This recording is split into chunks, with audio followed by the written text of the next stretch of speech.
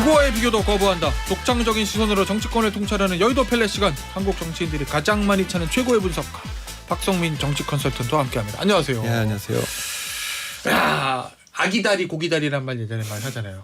네, 아기다리 고기다리던 영수회담이 어제 있었습니다. 50년 전 얘기를. 밖에 저희 제작진은 몰라요. 안에서 무슨 얘기하는 거야 이런 표정입니다. 옆에 앉은 저 우리 배 작가는 아는 것 같은데. 50은 넘어야 알아듣는 얘기 아닙니까? 저 안 넘었어요. 아 그래요? 예. 예. 현 정부 들어와서 2년이 깎여가지고. 예. 저는 뭐든지 만으로 합니다. 예. 안 넘었습니다. 저는 아직. 그 어제 영수회담 이재명 대표 표현으로는 20분 걸리는데 700일 걸렸습니다. 이렇게 얘기했거든요. 어제 다 보셨을 거 아니에요. 양쪽 진영의 그 소위 말하는 이 브리핑도 들으셨을 거고. 승자는 누굽니까? 승자는 없고 두 분 다 패자 같아요. 저는. 아 그래요? 네, 그러니까 좋았던 거는 이제 만났다는 거 하나. 네. 아 드디어 만났구나. 이제 그거고. 그건 뭐 영수회담이라고 사실은 그동안 야당이 표현을 잘 안 했고. 네. 그건 뭐 낡은 시대 유물 아닙니까? 90년대 총재이던 시절에 네. 영수인데 그런 것도 권위적인 냄새가 좀 났고. 무엇보다 저는 하여튼 저걸 영수회담이라고 부르면 제가 본 영수회담들 중에 네. 가장 하여튼 그 특이한. 그래요? 네, 그렇게 좀 보였습니다. 어떤 그러니까 점이 특이해요? 그래도 그건 대통령과 야당 대표가 만나면 예. 일종의 프로토콜이 있고 그래서 굉장히 절제된 언어를 쓰고 예. 압축적으로 설명을 해야 되는데 야당 대표가 어쨌든 굉장히 긴 시간을 모두 발언을 했잖아요. 15분. 저는 뭐 그것도 참 매우 특이하다. 그리고 또 비공개에 들어가서는 대통령이 주로 듣겠다고 했는데 예. 주로 지금 말을 했다는 거 아닙니까? 예. 그러니까 제가 보기에는 어저께 그 회담은 대통령이나 이재명 대표가 최고 정치 지도자로서 국정을 이제 논의하는 자리라기보다는 자기 지지층들을 향해서 내가 할 말 다 했다. 예. 내가 윤 대통령에게 할 말 다 했고 윤 대통령도 내가 이재명 대표에게 할 말 다 했다. 밀리지 않고 할 말 다 했다. 이런 걸 보여준 것 같아요. 근데 어쨌든 이재명 대표 입장에서도 이미지 개선을 잘 못했고 윤 대통령도 이미지 개선을 잘 못했고 윤 대통령은 안 만나던 야당 대표를 2년 만에 만나겠다고 했고 예. 만나서 내 듣겠다. 예. 그래서 정말 충분히 좀 들었다면 진짜 대통령이 좀 많이 변했구나 이럴 텐데 그렇게 잘 안 됐고 특히 이재명 대표는 저 국정에 대한 걱정으로 예. 대통령과 한번 좀 진짜 모든 걸 허심탄회하게 논의하러 왔다. 대통령 생각이 뭔지 저도 궁금하고 듣고 싶다. 이랬으면 좋았을 텐데 시작부터 쭉 읽었잖아요. 각자 다 본인 하고 싶은 얘기만 했다 이 말씀인 전 거죠? 그렇게 보이고 예. 그거는 국민이 기대했던 그런 회담은 아니고 적어도 어느 진영에도 속하지 않은 분들은 이게 무슨 야당 지지층들은 야 가서 항복문서 받아와라. 예. 이 바뀐 현실을 아주 분명하게 인식하도록 정신 차리도록 해줘라. 예. 이렇게 요구했을 거고 여당의 강성 지지층들은 대통령의 권위와 힘을 보여줘라. 대통령 당신이 이런 거에 꿀리지 않고 그 기세를 그대로 보여줘라. 그 두 가지는 두 분 다 하신 것 같아요. 이제 그러면 이제 적어도 그렇지 않은 국민들이 이 정치를 복원하고 예. 이 난제들을 좀 같이 좀 풀어볼 가능성을 좀 발견하자. 그러니까 첫날은 안 되겠지만 예.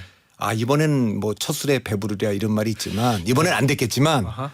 다음에 만나면 그래도 한 발 더 나가겠구나 예.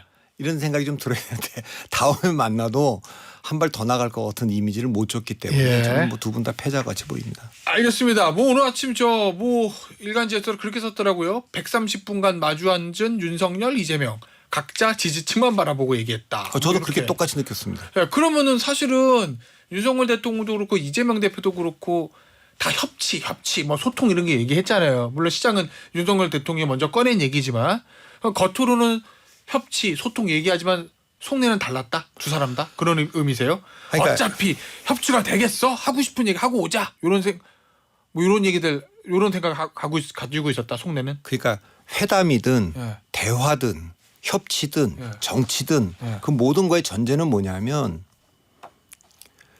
마주 앉아 대화를 하면 내 생각을 언제든지 바꿀 수 있다는 게 전제돼야 됩니다. 그러니까 어떤 형태의 대화든지 간에 맞죠. 뭐 우리가 방송 토론 나갈 때도 그 자세가 내가 오늘 나가지만 예. 내가 미처 생각 못한 얘기를 상대편 패널이 하면 예. 그건 내 미처 생각 못했는데 하고 바꿀 수 있어야 되잖아요. 맞아요. 예. 그 점은 제가 놓쳤습니다 그동안. 예. 다시 돌아가서 그건 한번 다시 생각해 보겠습니다. 뭐 이래야 되잖아요. 예. 그러니까 어쨌든 상대하고 마주 앉아서 대화를 한다는 것은 내 생각을 바꿀 수 있다. 이건 내 생각이 옳기 때문에 내 생각을 반드시 저 상대방한테 내가 관철시키겠다. 이제 두 분이 어저께 그런 식으로 한 것 같아요. 그게 전 처음 첫째 잘못인 거고 두 번째는 설사 예. 내 얘기를 상대방이 이해 못했고 예. 상대방 얘기를 내가 다 받아들일 수 없어도 그러나 타협한다. 이거 아닙니까? 정치라는 게 예. 협치라는 게 예. 내가 거기 동의하지는 않지만 예. 왜냐하면 정치라는 건 결국 주고받는 거니까. 예, 맞아요. 그래서 뭐 소세지 뭐 만드는 과정과 정치 협상 과정은 들여다보지 말라는 거 아니에요. 너무 지저분해서 볼 수가 없다 이런 거 아닙니까? 그러니까 주거니 받거니 하는 거예요. 주거니 받거니. 그또 일각에서는 뭐 야비다 밀실 정치다라고 얘기하지만 사실은 그렇게 해서 갈등을 조정하는 게 정치. 그러니까 정치적으로 푸는 방법은 두 가지예요. 압도적 다수석을 갖거나 예. 여당이 예. 그거 아니면 주거니 받거니 하거나. 그러니까 야당이 원하는 거는 뭐냐. 예. 우리는 이거는 좀 통과시켰으면 좋겠다고. 뭐 이런 거를 얘기하는 자리죠. 근데 그러니까 윤 대통령이나 이재명 대표나 보면 요즘 정치가 그런 건지 몰라요. 정치 잘 안 맞는 분들이에요. 그러니까 정치라는 거는 두 사람 다? 예, 그거 안 예. 맞잖아요. 그러니까 정치라는 거는 정치 지도자라는 거는 강성 지지층들과 다르게 예. 아까도 말했지만 지지자들에게 욕먹을 용기가 있어야 되는 거예요. 예. 그래도 전에 대통령들은 다 정치 지도자들은 지지자들에게 욕먹을 용기가 있었어요. 아니 원래 정책 반대자하고 싸우는 거는 작은 용기만 있어도 되지만 지지자에게 맞서는 용기는 큰 용기가 필요한 거거든요. 그러니까 옛날에 뭐 노무현 대통령도 한미 FTA나 뭐 이라크 파병이나 이런 거는 뭐 지지자들이 동의하지 않아도 국가를 위해서 하는 거죠. 그러면 윤 대통령도 뭐 최고 정치 지도자로서 예. 지지층들이 동의하지 않더라도 뭐 야당의 요구 중에 들어줄 수 있는 건 좀 들어도 주고 야당도 그래야죠. 그러면은 어제 이제 저 대표님 얘기는 그런 거잖아요. 이재명 대표 입장에서 어차피 뭐 윤석열 대통령이 뭐 들어주지 않을 거 예상이 됐던 건데 그럼 앞서 모두 발언해서 내가 하고 싶은 얘기들 우리 지지층이 듣고 싶은 얘기들 다 쏟아붓고 오자. 요게 이제 이재명 대표 생각이었다는 거잖아요. 아니 근데 그렇게 보시는 거죠. 그러니까 저는 그렇게 안 봤죠 그동안에. 왜냐하면 그러니까 어제 이제 결과를 놓고 보니까. 그러니까 저는 그래서 생각을 한 거예요. 네. 그럼 도대체 그동안에 이재명 대표는 윤석열 대통령 왜 만나자 그랬을까? 예. 그 얘기는 바깥에서 해도 되는데. 어. 그러니까 그래도 대통령이랑 딱 마주 앉아서 하는 모습이 지지층 보기에는 좀 그 통쾌할지 몰라도 예. 그거는 역효과만 내죠. 그러면 안에 들어가서도 대통령은 자기 할 얘기 다 할 거고. 그러니까 어저께 그 모두 발언이라고 하는 거 그걸 쭉 얘기를 다 하고 나서 대통령의 반응이 뭐였냐면 그 이재명 대표가 늘 하시던 얘기이기 때문에 그 얘기할 줄 알았다. 이렇게. 예, 그 얘기 할 줄 알았다 이거죠. 그거는 사실은 그 예상을 벗어나는 얘기를 했어야죠. 프로토콜도 그렇고. 그러니까 뭐 대통령께서 오늘 뭐 듣는 자리라고 말씀하셨는데 저야말로 정말 대통령께서 지금 어떤 생각을 하고 계신지 궁금한 게 너무 많아서 그럼 뭘 얻어왔어야 되는 거예요? 여쭤보러 왔다. 예, 그런 거를 얘기를 했어야 되고 모르겠어요. 대통령은 저는 어저께 총리 얘기 안 나왔다 그러는데 총리 인준 이제 새로운 총리 뽑아야 될 거 아닙니까? 그러니까 저는 뭐 총리는 적어도 세 가지 중에 하나일 줄 알았어요. 대통령이 의중에 있는 분들을 넌지시 좀 타진해보는 이런 분들 생각하고 있는데 어떻습니까? 이렇게 물어보거나 아니면 이재명 대표 혹시 추천하실 분이 있느냐 이렇게 물어보거나 아니면 제 생각에는 국회에서 추천해 주시면 복수로 추천해 주시면 제가 그분 중에 한 분 지명하겠습니다. 이럴 줄 알았고요. 그다음에 최상병 특검도 이재명 대표가 대통령께서 적어도 이 정도 얘기를 할 줄은 알았어요. 공수처라는 거는 민주당이 그동안 만들자고 얘기한 거고 지금 공수처가 수사하고 있지 않습니까? 그러면 공수처한테 시간을 좀 주는 게 민주당의 논리에도 맞지 않습니까? 제가 약속 분명하게 드린다. 지금 공수처가 수사하고 있는데 이 수사 결과에도 민주당이 그 생각하는 그 뭐 의혹들이 다 해소되지 않는다면 그때 특검법 통과시켜라. 그럼 제가 거부권 행사하지 않겠습니다. 오. 네, 뭐 그런 정도라도 말씀을 한다든가. 뭔가 이제 야당에게 선물을 또 줬어야 된다는 뭐 거죠. 그렇게도 주고 그다음에 야당 입장에서도 예. 지금 192석인데 이 상황에서 저희가 이걸 안 통과시킬 수가 없다. 김건희 여사 특검은 안 하더라도 이거는 지금 안 할 도리가 없는데 이번 총선에 나타난 우리 지지자들의 요구이기 때문에 그리고 이거야말로 정말 그 국가를 위해서 일하러 왔다가 억울한 죽음을 당한 그 죽음에 대한 해소 책임을 지금 우리가 지금 해소시켜야 되는 문제가 있지 않냐. 자, 그런데 그렇게 해서 190이 통과시키면 이게 이제 제2요구를 하면 이게 거부권이죠. 8개 모자라, 8석 모자라는데 이미 지금 당선자 중에도 몇 사람은 이미 공개적으로 의사를 찬성했잖아요. 그래서 표시하긴 이게 했죠. 언제 돌아오는 건지 모르지만 낙선자들이 표결해야 될 때면 난 무조건 통과될 것 같고 6월 이후로 가도 5월 3일 날 지금 이대로 간다면 이철규 원내대표가 유력하다는 거 아닙니까? 그분 뭐 이런 거 특검 맡고 뭐 이런 거 하려고 지금 할 텐데 특검을 맡기는커녕 그분이 만약 원내대표 되면 그분을 조기낙마시키기 위해서 저는 제2요구가 오면 통과시킬 것 같아요. 그래서 이것도 그렇게 하는 것은 좋지 않으니까 대통령께서 좀 이건 좀 저희가 통과시키면 거부권 행사 안 해 주셨으면 좋겠다. 뭐 이런 얘기도 좀 나올 줄 알았는데 그런 얘기 안 됐다는 거 아닙니까? 알겠습니다. 애초에 그냥 윤석열 대통령도 그렇고 이재명 대표도 목적이 그거 아니었다는 생각도 들기도 하고 어차피 안 들어줄 거 나하고 싶은 얘기 다 하자. 지지층이 좋아할 얘기만 하자. 어차피 사진은 찍었다.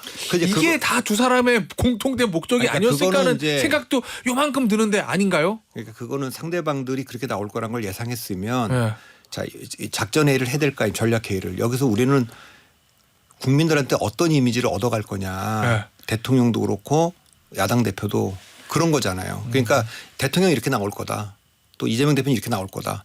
그러니까 우리가 여기서 어떤 모습을 통해서 이런 좀 긍정적인 이미지를 좀 얻자. 이게 이제 세워야 될 전략인데 당사자들이나 참모들이나 전혀 그 생각 없었던 것 같아요. 그래서 제가 둘 다 패자라는 거 둘 다 잃었잖아요. 뭐 얻은 게 없잖아요. 그러니까 최고 여야 지도자가 만났는데 야 이게 이런 식의 대화를 하고 이런 식의 정치를 하면 여야가 싸우는 것도 아니고 대통령하고 야당 대표가 만났는데도 자기 할 얘기들만 하고 그냥 갔다. 그래도 자기 할 얘기를 하고 가더라도 옛날에는 의례적인 그 프로토콜도 있었어요. 야 근데 이건 들어가자마자 대통령은 안 들어가서 그냥 혼자 말씀하셨다 그러고 밖에서는 야당 대표가 혼자 쭉 저렇게 모두반을 읽고 이런 회담이라면 이걸 할 필요가 있겠어요? 알겠습니다. 그럼 2차 3차 없을 거로 보세요? 아니 뭐 만나자고는 했는데 말은 그렇게 했어요. 예, 근데 뭐 이제 이번엔 기대치가 좀 있었으니까 실망했다면 기대치를 확 낮춰놨으니까 다음엔 조금 뭐 날지 모르겠습니다만 지금 같은 그런 회담은 너무 양쪽 다 준비를 안 하고 들어간 것 같아요. 근데 저는 왜 자꾸 양쪽 다 겉으로는 아니지만 속으로는 좋아할 것 같은 생각이 드는 건 왜일까요? 저는 그냥 대통령도 그렇고 이재명 대표도 그렇고 왠지 만족할 것 같아요. 저하고 속으로는. 이제 이거 회담을 보는 시선이 좀 달라서. 전 기대치가 낮아서 그랬던 건가요? 저는 뭐 그래도 대통령이 진짜 변화를 보여줄 수 있는 절호의 기회였는데 이 기회를 갖다가 또 뻥 차버린 거니까. 그리고 야당 대표 똑같죠. 이재명 대표에 대한 일반적인 그 이미 지지층들 말고 나머지 사람들에게 아 저분이 차기 대권에 나가도 될 뿐이냐 국정을 맡겨도 될 뿐이냐 그런 걸 좀 보여줄 수 있는 대통령이 대통령 같이 안 보인다. 그러면 아 이때 내가 대통령처럼 보이자 이거 아닙니까? 윤석열 대통령이 사실은 그 2019년을 생각해 보면 이렇게 대통령까지 될 수 있었던 이유가 뭡니까? 검찰총장이지만 문재인 대통령보다도 어떤 면에서 보면 더 대통령처럼 보이게 무슨 헌법 얘기하면 중심을 딱 잡았거든요. 그런 이미지가 있었단 말이에요. 그러니까 지금도 이재명 대표라면 아 윤석열 대통령보다 이 회담을 보니까 이재명 대표가 더 대통령 같이 보였어. 뭐 그런 평가라도 남겼어야 되는 거 아닙니까? 그러니까 더 나라를 걱정하고 또 국정을 걱정하고 뭐 그런 모습을 좀 보였으면 그 기회였을 것 같은데 좀 아쉽네요. 알겠습니다. 자 여당 얘기 좀 해보죠. 이 세미나 한번 가셨었죠. 윤상현 의원 주최한 세미나에. 그건 뭐 제가 여당이든 야당이든 늘 가니까요. 예. 그리고 저 조선일보에 칼럼도 쓰셨던데 며칠 전에 인상 깊게 봤습니다. 제가 제목 팀 국민의힘은 죽었다. 결국 이제 국민의힘이 총선 참패할 때 그 저 집권 연합 요거를 해체한 것부터 여러 가지 문제를 지적하셨던데 총선 이후에 지금 나타나고 있는 국민의 움직임 어떻게 평가하세요? 황우여 비대위원장 그리고 이철규 원내대표 유력설. 일단 뭐 본인은 내가 하겠소라는 말을 공식적으로 하진 않았습니다만. 보수 정당이요. 네. 그 세 번의 위기가 있었습니다. 지금까지 1987년 민주화 이후에. 네. 그런데 그 세 번의 위기라는 거는 제가 위기를 정의할 때는 전국 단위 선거를 연거푸 2번 연속으로 칠 때입니다. 이게 세 번 있었는데 첫 번째 위기가 97년 대통령 선거와 이어진 98년 지방선거를 연속으로 졌을 때 네. 그리고 2000년 대통령 선거와 2004년 총선 연속 졌을 때 그리고 2016년 총선부터 2020년 총선까지 4번 연속 졌 이 세 번 위기가 있지 않습니까? 특징적인 차이는 그 세 번 다 야당일 때입니다. 그러니까 그렇죠. 집권당이면서 이렇게 패배하고 이렇게 위기에 빠진 건 처음이에요. 왜냐하면 집권당은 사실 어느 정도 선거 프리미엄은 좀 있다고 보니까. 그러니까 이번에 보면 단기적으로 보면 보수 정당이 총선 3번 연속 진 건 헌정사상 처음입니다. 네. 그리고 집권당이 이렇게 진 것도 헌정사상 처음입니다. 그리고 뭐 4년 전에는 개헌저지선 호소해서 겨우 103석 이번엔 탄핵저지선 얘기해서 겨우 108석. 네. 이거는 옛날에 보수 정당이 주류고 그리고 민주당이 비주류일 때도 민주당도 103석 108석 했으면 왜 우리가 이것밖에 못 얻었냐. 적어도 120석은 할 수 있었다.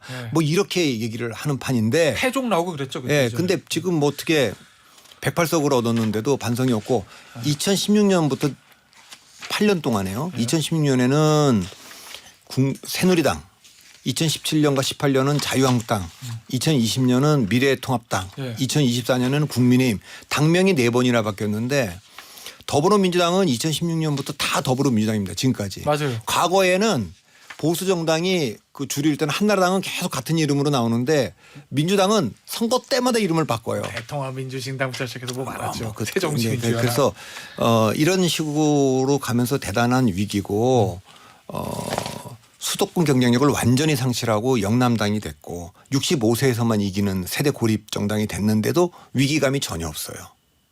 그러니까 왜 그러는 걸까요? 그건? 나는 당선됐으니까 뭐 이건가요? 그러니까 이제 그건데 제가 지적한 것도 그건데 축구 선수들도 챔피언스리그에서 5대1로 졌는데 내가 한 골 넣었다고 페이스북에 내가 오늘 한 골 넣었다고 올린 사람이 누가 있으며 축구 3대0으로 끌려가고 있는데 내가 한 골 만회했어.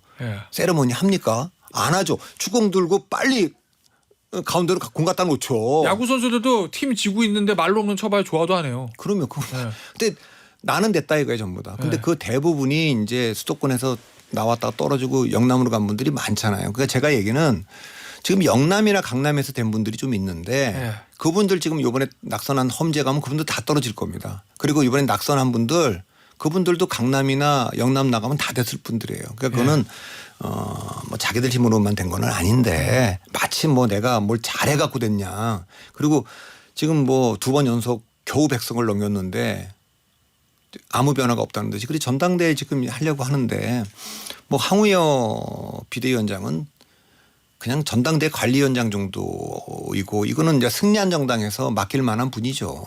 그런데 지금 뭐 당대표 경선룰도 바꿔야 되는데 그 일부들 이렇게 반박했더라고. 전당대회 앞두고 바로 룰을 어떻게 바꾸냐. 그분들 전당대회 바로 앞두고 룰 바꾼 분들이에요. 앞장서 갖고 100% 다운으로 바꿔야 된다고 전당대회 바로 앞두고 바꾼 사람들이 뭐라 그러냐. 전당대회를 바로 앞두고 어떻게 룰을 바꾸냐. 그러니까 저는 다 좋은데 어떻게 한 입으로 이렇게 두 말을 합니까? 그것도 그게 태연하게. 그리고 이철규 원내대표는 제가 사무총장 했다가 강서구청장 보궐선거 졌어요. 17.1. 그런데 사무총장 그만뒀는데 인재 영입위원장으로 더 중요한 일을 맡기더니 총선 패배를 했는데 다시 원내대표를 맡아라. 그거 어떻게 벌 대신 상을 줍니까? 자, 그럼 앞으로 국민의힘 미래는 어떻게 전망하세요? 지금 이철규 원내대표설 같은 경우에는 반대쪽에서 그런 얘기도 하더라고요. 하겠다는 사람이 없어. 지금 용산 대통령실과 야당 사이에 일단 본인이 안 한다 그래야지. 그러니까 2016년에 좀 희생이다 뭐 이런 얘기하는 것 같던데요. 하겠다는 사람이 없는데 누가 해? 그거는 2016년에 122석으로 123석의 민주당한테 일당을 내줬어요. 대참패죠. 그것도 공천 파동 있는 바람에 원래 그 뭐 압승할 거다 이랬는데 이제 진 거 아닙니까? 근데 그 뒤에 치러지는 전당대 어떻게 치렀습니까? 당연히 그 패배 책임 있는 친박들은 이선 후퇴하는 게 정적인 상식 아닙니까? 이정현 당대표 뽑았잖아요. 그 이정현 당대표가 뽑아서 뭐 했습니까? 최순실 사건 터지는데 그 단식하고 계속 청와대 그 정무수석 스틸이나 이 당이 대응을 잘못하는 바람에 어찌 보면 탄핵으로 몰려간 거거든요. 야당이 그때 탄핵할 생각이 없었어요. 문재인 대표나 안철수 대표가 탄핵을 할 생각이 없었어요. 탄핵을 자초한 거죠. 그러니까 저는 지금이야말로 대통령이 3년이나 남았는데 대통령이 앞으로 국정 성과를 내고 정치를 복원하고 당이 다음 선거에 승리하려면 승리라는 건 뭐냐면 제가 1차, 2차, 3차 위기 제가 말씀드렸잖아요. 네.